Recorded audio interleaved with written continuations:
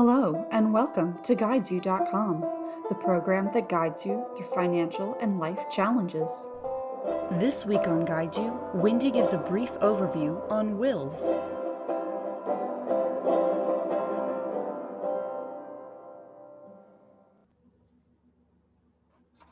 If you don't do anything and you pass away, your assets are going to pass under the laws of intestacy, which is a fancy way of saying what the default laws if you don't have a will. It's a little bit harder to go through that. It takes a little bit longer. So it's really kinder to people to have a will. It can be a little tricky to make sure that people know about your will. I like people to put it with their other financial documents, as we talk about in my programs, but I also think it's useful if you have some contact information about who your lawyer is, who did the will. Every state has slightly different rules about how wills work, and so that's why we typically use a lawyer in each state. But sometimes people will do an online program. Nolo.com has one. Willmaker Pro is a software program that does it. I can't help people with that because I'm not an attorney, and that's called practicing law, so we're not allowed to do that as CPAs and CFPs. But I do want you to know that if you have a very simple will, we sometimes call those a sweetheart will, where you just leave everything to your spouse. It can be very economical to just do it yourself, but you still need to go through the procedures of getting them witnessed and having it where people can find it. So if you don't leave a will, what happens is each state law is going to say, but some of it, half of it will go to your spouse, for example. Some of it will go to your children. The laws of intestacy are based on English common law, and they're pretty reasonable. I don't like people to rely on that, though.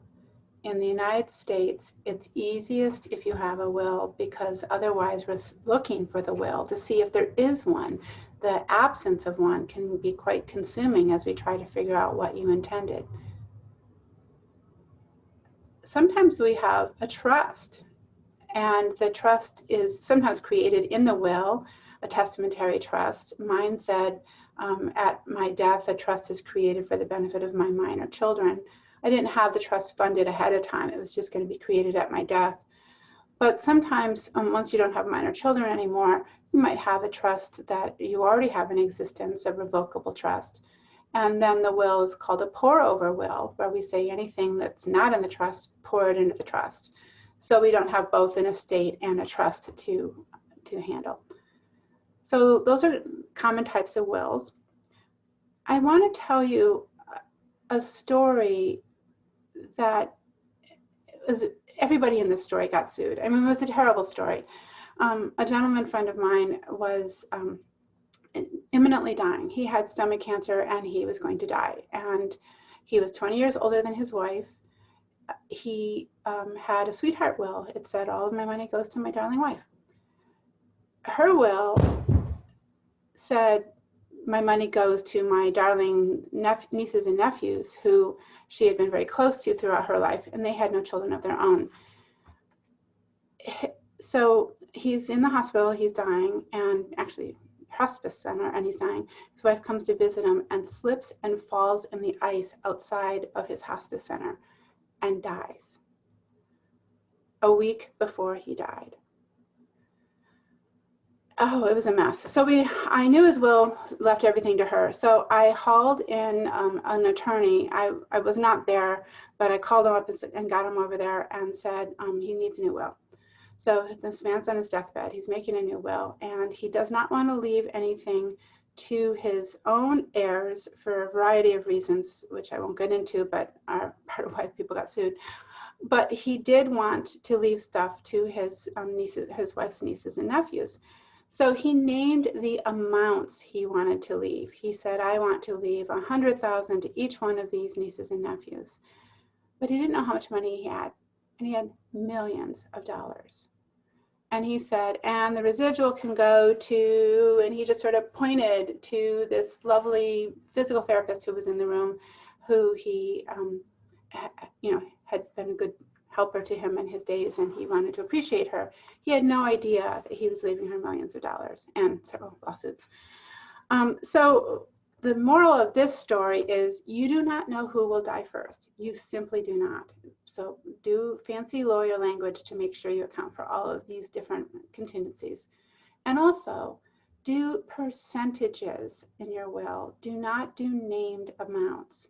The only time you should do a named amount is if it's somebody who you're basically disinheriting. So if you wanted to make sure that you knew that you don't want to leave money to your brother and you don't want him to sue saying that he should have been in your will, you can leave him $1,000, assuming that that will be a minor amount of your assets. One hopes he doesn't end up being the sole beneficiary of your entire will. So you might even then just say, 0.1% or something goes to him, or even just say it clearly that I'm aware that I have a brother and I do not wish to leave him money.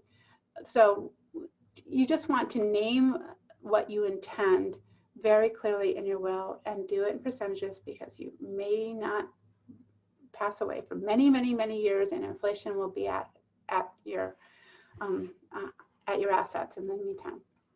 So those are a couple stories about wills. I hope that helps.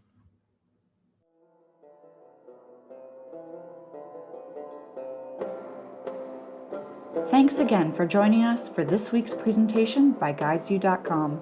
Subscribe to see upcoming episodes and ring the bell to get notifications when a new video is up. For more information about our programs, go to www.guidesyou.com. See you next time!